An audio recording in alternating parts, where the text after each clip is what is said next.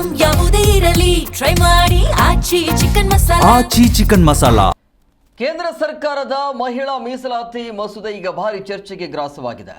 ಇದು ಮಹಿಳೆಯರ ಹಿತಕ್ಕಿಂತ ಹೆಚ್ಚಾಗಿ ಕ್ಷೇತ್ರ ಮರು ವಿಂಗಡಣೆಯ ಮೂಲಕ ರಾಜಕೀಯ ಲಾಭ ಪಡೆಯುವ ಗೇಮ್ ಪ್ಲಾನ್ ಅಂತ ಪ್ರತಿಪಕ್ಷಗಳು ಕಿಡಿಕಾರಿವೆ. ಈ ಮಸೂದೆಯಿಂದ ದಕ್ಷಿಣ ಭಾರತದ ರಾಜ್ಯಗಳಿಗೆ ಅನ್ಯಾಯವಾಗ್ತಿದೆಯೇ? ಸಂಸತ್ನಲ್ಲಿ ವಿಪಕ್ಷಗಳು ಎತ್ತಿರುವಂತಹ ಆಕ್ಷೇಪಗಳೇನು? ಅದರ ಒಂದು ವರದಿ ನಿಮ್ಮ ಮುಂದೆ.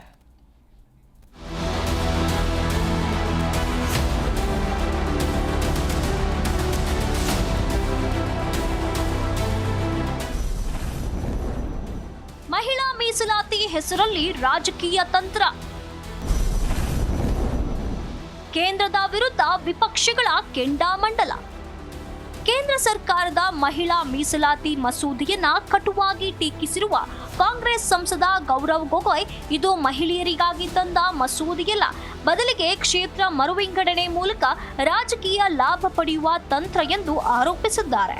ಸರ್ಕಾರಕ್ಕೆ ನಿಜವಾದ ಇಚ್ಛಾಶಕ್ತಿ ಇದ್ದರೆ ಈಗಿರುವ 543 ಸ್ಥಾನಗಳಲ್ಲೇ ಮೀಸಲಾತಿ ಜಾರಿಗೊಳಿಸಲಿ ಎಂದು ಸವಾಲು ಹಾಕಿರುವ ಅವರು, ಈ ಕ್ರಮವು ಒಕ್ಕೂಟ ವ್ಯವಸ್ಥೆ ಮತ್ತು ಸಂವಿಧಾನವನ್ನ ದುರ್ಬಲಗೊಳಿಸುವ ಪ್ರಯತ್ನವಾಗಿದೆ ಎಂದಿದ್ದಾರೆ. ಅಲ್ಲದೆ ಹಿಂಬಾಗಿಲು ಮೂಲಕ ಕ್ಷೇತ್ರಗಳ ಗಡಿ ಬದಲಿಸಲು ಬಿಜೆಪಿ ಯತ್ನಿಸುತ್ತಿದ್ದು, ಈ ಮಸೂದೆಯು ಮಹಿಳಾ ಮತ್ತು ಜಾತಿ ವಿರೋಧಿಯಾಗಿದೆ ಎಂದು ಅವರು ಸದನದಲ್ಲಿ ಕಿಡಿಕಾರಿದ್ದಾರೆ. सदन में जिसकी ताकत, सदन में जिसकी बल, वो निर्धारित करेगा कि किस सेंसस के आधार पर परिसीमन हो, किस प्रकार से संविधान के पक्ष में हो. ये बिल महिला विरोधी है, ये बिल जाति जनगणना विरोधी है, ये बिल संविधान विरोधी है, ये बिल जो हमारे पूरे प्रदेश का, पूरे देश का जो फेडरल स्ट्रक्चर है उसके विरोध. ದೆಹಲಿಯಲ್ಲಿ ಅಖಾಡದಲ್ಲಿ ಕೇಂದ್ರ ಮತ್ತು ವಿರೋಧ ಪಕ್ಷಗಳ ನಡುವಿನ ಸಂಘರ್ಷ ಈಗ ಹೊಸ ತಿರುವು ಪಡೆದುಕೊಂಡಿದೆ. ಎಐಸಿಸಿ ಅಧ್ಯಕ್ಷ ಮಲ್ಲಿಕಾರ್ಜುನ್ ಖರ್ಗೆ ಅವರು ಈ ಮಸೂದೆಯ ವಿರುದ್ಧ ತೀವ್ರ ವಾಗ್ದಾಳಿ ನಡೆಸಿದ್ದಾರೆ. ಮಹಿಳಾ ಮೀಸಲಾತಿ ಹೆಸರಿನಲ್ಲಿ ಸಂಸತ್ನನ್ನೇ ಹೈಜಾಕ್ ಮಾಡಲು ಹಾಗೂ ಪ್ರಜಾಪ್ರಭುತ್ವದ ಮೇಲೆ ದಾಳಿ ನಡೆಸಲು ಬಿಡುವುದಿಲ್ಲ ಎಂದು ಗುಡುಗಿದ್ದಾರೆ. ದೆಹಲಿ ಅಖಾಡದಲ್ಲಿ ಈಗ ಲೋಕಸಭಾ ಕ್ಷೇತ್ರಗಳ ಮರುವಿಂಗಡಣೆಯ ಸಂಚಲನ.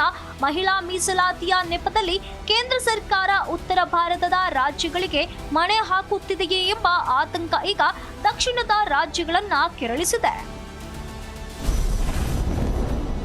ಪ್ರತಿಪಕ್ಷಗಳ ಆಕ್ಷೇಪಗಳೇನು?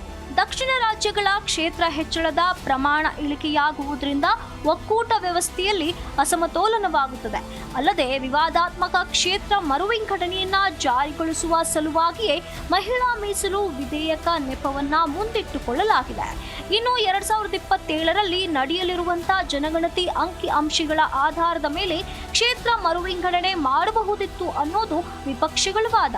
ಇನ್ನು ಇತ್ತೀಚಿನ ಸೆನ್ಸಸ್ ಅಂಕಿ ಅಂಶಗಳಿಲ್ಲದೆ ಈಗ ಕ್ಷೇತ್ರ ವಿಂಗಡಣೆ ಮಾಡುತ್ತಿರುವುದು ಅವೈಜ್ಞಾನಿಕ.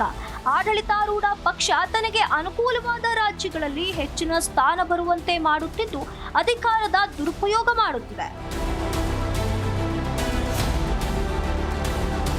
ಹೀಗೆ ಮಹಿಳಾ ಮೀಸಲಾತಿ ಮತ್ತು ಕ್ಷೇತ್ರ ಮರುವಿಂಗಡಣೆಯ ವಿಷಯವು ಈಗ ಉತ್ತರ ಮತ್ತು ದಕ್ಷಿಣ ಭಾರತ ನಡುವಿನ ರಾಜಕೀಯ ಸಂಘರ್ಷವಾಗಿ ಮಾರ್ಪಟ್ಟಿದೆ. ಕೇವಲ ರಾಜಕೀಯ ಲಾಭಕ್ಕಾಗಿ ಒಕ್ಕೂಟ ವ್ಯವಸ್ಥೆಯ ಸಮತೋಲನಕ್ಕೆ ಧಕ್ಕೆಯಾಗಬಾರದು ಎನ್ನುವುದೇ ವಿರೋಧ ಪಕ್ಷಗಳ ಪ್ರಬಲ ಆಕ್ಷೇಪವಾಗಿದೆ. ಅಂತಿಮವಾಗಿ ಈ ಮಸೂದೆ ಮಹಿಳೆಯರಿಗೆ ನಿಜವಾದ ಶಕ್ತಿ ನೀಡುತ್ತದೆಯೇ ಅಥವಾ ಕೇವಲ ರಾಜಕೀಯ ತಂತ್ರವಾಗಿ ಉಳಿಯುತ್ತದೆಯೇ ಎಂಬುದನ್ನು ಕಾದು ನೋಡಬೇಕಿದೆ. ರಘುವೀರ್ Naik, news desk, Zee Kannada news.